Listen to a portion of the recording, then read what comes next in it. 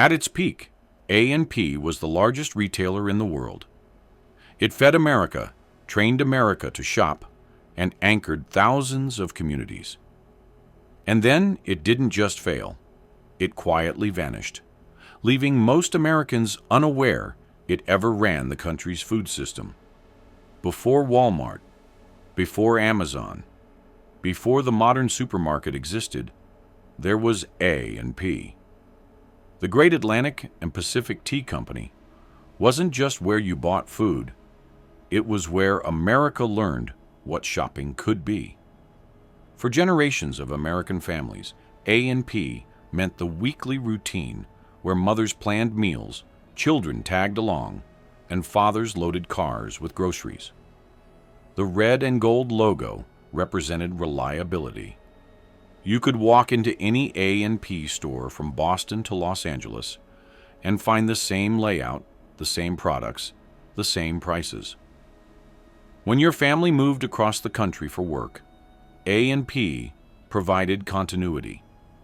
When money was tight during the Depression, A&P's low prices mattered. When rationing hit during World War II, A&P stores managed distribution fairly. The A&P shopping experience became America's Saturday morning routine.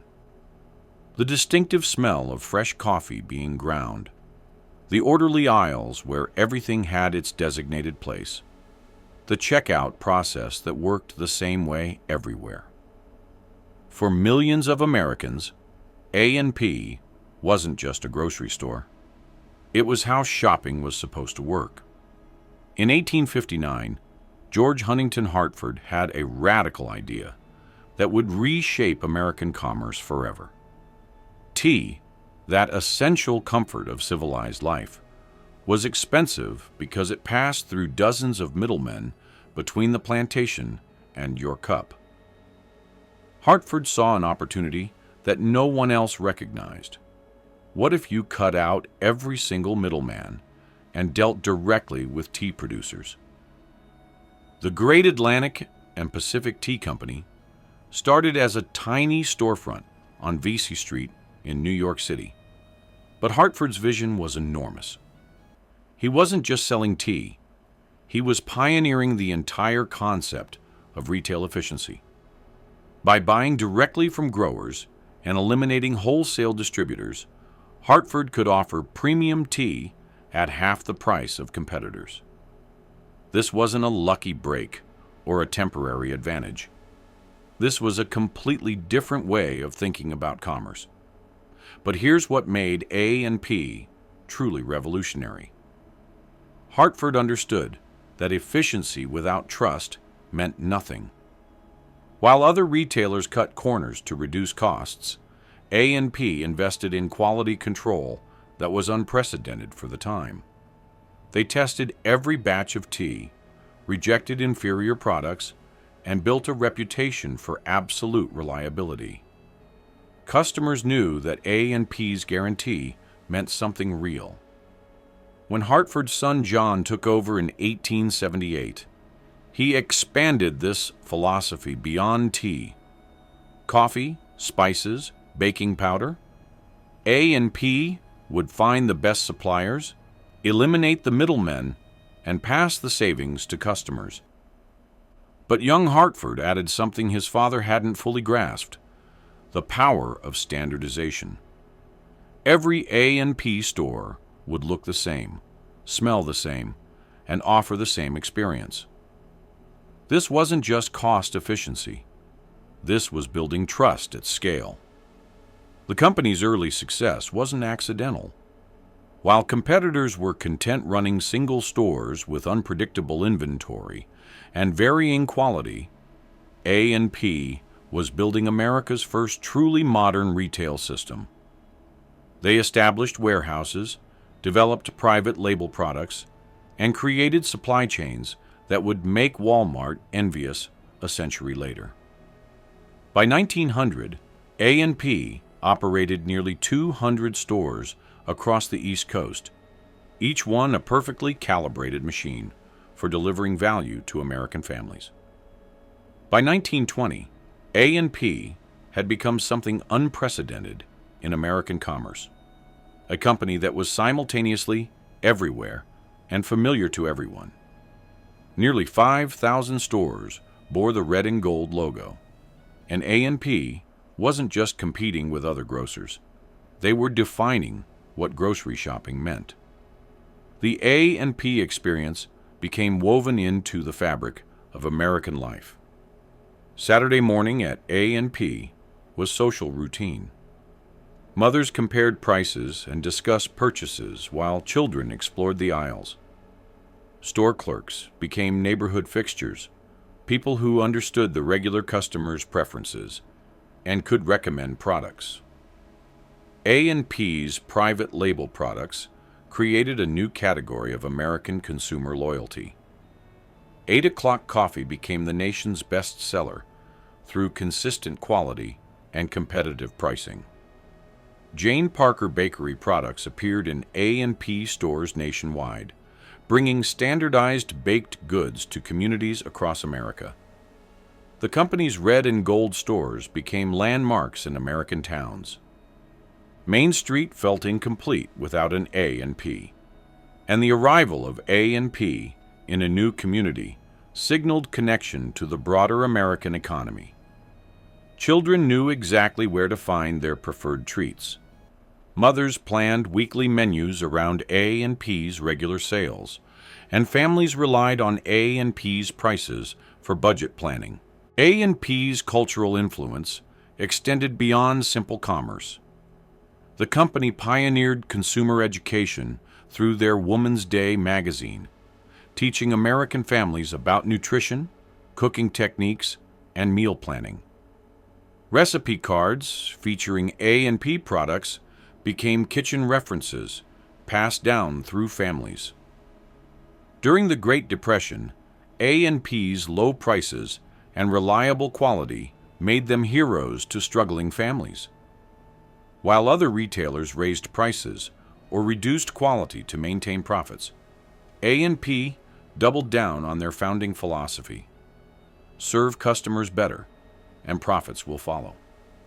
Their economy stores offered even lower prices for families hit hardest by economic collapse. A&P managers became community leaders, extending credit to trusted customers and organizing food drives for those in desperate need. World War II elevated A&P's status to something approaching patriotic duty.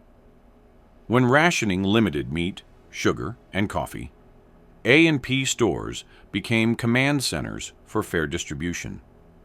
Store managers worked with local ration boards to ensure every family got their share. A&P's supply chain expertise helped keep essential foods moving, even when transportation was disrupted. Buying groceries at A&P felt like participating in the war effort. You were supporting a company that supported America. By 1950, A&P operated over 4,200 stores and generated sales that made them the largest retailer in the world. Not the largest grocer, the largest retailer, period. They sold more goods than Sears, more than Montgomery Ward, more than any other company on earth. 1 out of every $7 spent on food in America went to A&P. The company employed nearly 110,000 people, making them one of the nation's largest private employers. The reach extended beyond simple commerce. A&P's procurement power influenced American agriculture. Farmers planned crop rotations around A&P contracts. Food processors developed new products specifically for A&P's private label lines. Trucking companies built routes to serve A&P's distribution network. The company had become critical infrastructure for American food distribution. In 1949, everything began to change. The federal government filed antitrust charges against A&P, alleging that their size and efficiency constituted an illegal monopoly. This wasn't a business dispute. It was an attack on A&P's fundamental operating philosophy. The government argued that A&P's success came not from serving customers better, but from using their size to bully suppliers and eliminate competition. The charges struck at the heart of what made A&P successful. Their direct relationships with producers, their efficient distribution system, their ability to offer lower prices, all of this was suddenly characterized as anti-competitive behavior. A&P found themselves defending the very practices that had made them America's most trusted retailer. The legal battle consumed enormous resources and management attention, just as the retail landscape was shifting dramatically. Suburban development was accelerating, changing where and how Americans shopped. Supermarkets were growing larger, offering wider selection and more convenient shopping experiences. Discount retailers were emerging with new approaches to pricing and inventory management. While A&P was fighting in courtrooms, competitors were building new stores. The company's management, led by the Hartford family for nearly a century, was forced to divide attention between legal defense and business innovation. Decisions that should have been made quickly to adapt to changing markets were delayed by regulatory uncertainty. The antitrust case culminated in 1954 with A&P's conviction on monopoly charges. The company was forced to sell nearly 500 stores and faced ongoing government oversight of their business practices. More damaging than the financial penalties was the message sent to A&P's leadership. The very efficiency that built their empire was now legally questionable, but the external shocks went beyond government action. Consumer preferences were evolving rapidly in post-war America. Suburban families wanted larger stores with more variety, expanded parking, and one-stop shopping experiences. The small format A&P stores that had been perfect for urban neighborhoods and walking customers suddenly felt cramped and outdated. Competitors recognized the opportunity. Safeway embraced the supermarket format early, building large, modern stores in growing suburbs. Kroger invested heavily in new technology and expanded product lines. Regional chains like Piggly Wiggly and IGA developed innovative franchising models that allowed rapid expansion without massive capital investment. A&P's response was fatally slow. The Hartford family, now in its third generation of leadership, remained committed to their traditional small store format. They believed their proven formula of efficient operations and low prices would continue to attract customers. This wasn't stubbornness, it was confidence based on 90 years of success. But markets that had rewarded A&P's approach for decades were fundamentally changing. The 1960s and 1970s marked the beginning of A&P's long, painful decline from dominance to irrelevance. The erosion wasn't dramatic. It was a gradual bleeding of market share, customer loyalty, and competitive advantage that made each year slightly worse than the last. Store quality became an increasingly visible problem. While competitors built bright, spacious supermarkets with wide aisles and modern fixtures, many A&P locations remained cramped and dated. Customers who had shopped A&P for decades began noticing that other stores simply felt more pleasant. The fluorescent lighting was brighter elsewhere. The produce sections looked fresher. The checkout lines moved faster. Management's distance from frontline operations became apparent. Decisions about store layouts, product selection, and customer service were made by executives who rarely visited actual stores. The personal touch that had defined A&P's early success, managers who knew their communities and adapted to local preferences, was replaced by corporate mandates issued from remote headquarters. Product quality, once A&P's unshakable advantage, became inconsistent. The 8 o'clock coffee that had been America's favorite began receiving complaints about freshness and flavor. Jane Parker Bakery products, once the standard for quality baked goods, faced criticism for staleness and artificial ingredients. Private label products that had built customer loyalty for generations suddenly felt like budget alternatives rather than premium choices. Customer service deteriorated as A&P struggled to control costs. Experienced employees were replaced with younger, less knowledgeable workers.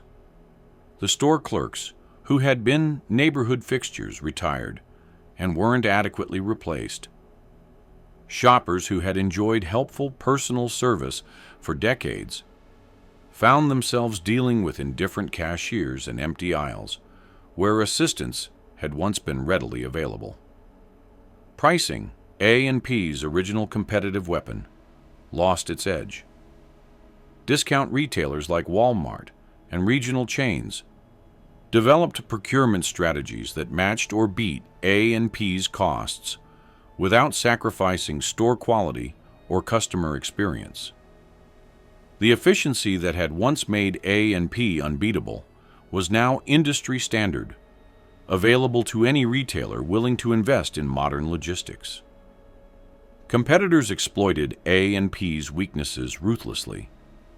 Safeway's advertising emphasized their fresh produce and modern stores.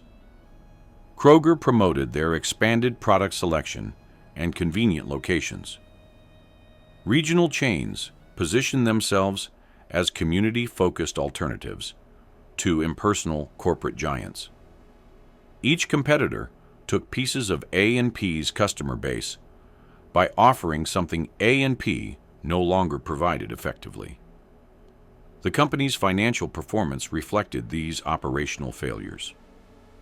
Market share that had peaked at nearly 15% of American grocery sales in the 1950s fell to single digits by the 1970s. Profit margins compressed as A&P struggled to maintain low prices while investing in store improvements. Debt increased as the company borrowed to fund modernization efforts that consistently fell short of expectations. Store closures accelerated through the 1970s and 1980s. Locations that had served communities for decades shuttered permanently, leaving empty buildings and unemployed workers. Each closure weakened A&P's supply chain efficiency and reduced their negotiating power with suppliers. The company found themselves trapped in a vicious cycle. Declining sales forced store closures, which reduced economies of scale, which made remaining stores less competitive. Management turnover reflected the company's struggles. The Hartford family's involvement diminished as professional managers were brought in to address operational problems. Each new leadership team promised dramatic turnarounds that never materialized. Strategies changed frequently as executives tried different approaches to restore profitability, but underlying problems persisted. Employee morale collapsed as job security disappeared. Workers who had spent entire careers with A&P watched their company shrink year after year. The pride that had once defined A&P employment was replaced by anxiety about layoffs and store closures. Customer service suffered further as demoralized employees provided minimal effort for a company that seemed destined for failure. On July 19, 2015, A&P filed for bankruptcy for the second time in 5 years. This wasn't a reorganization or a strategic restructuring. It was the final chapter of America's oldest grocery chain. After 156 years of operation, the Great Atlantic and Pacific Tea Company would be liquidated its stores sold to competitors, its brand name consigned to retail history. The announcement sent shockwaves through communities where A&P had been a constant presence for generations. Customers who had shopped the same A&P location for 30 or 40 years suddenly faced the reality that their store would close permanently. Employees who had planned to retire with A&P benefits learned they would lose their jobs and their pensions. The bankruptcy filing revealed the full scope of A&P's collapse. The company that had once operated over 4,000 stores was down to just 300 locations, mostly concentrated in the Northeast, where their presence had been strongest. Annual sales had fallen to $10 billion, a fraction of competitors like Walmart and Kroger. Debt exceeded $2 billion, while assets were valued at less than $1.6 billion. Store closure lists posted in A&P locations became funeral announcements for American retail history. Locations that had served communities since the 1920s or 1930s would close forever within weeks. Shopping centers that had been anchored by A&P for decades faced uncertain futures. Thousands of employees received termination notices as stores prepared for final clearance sales. The liquidation process was brutally efficient.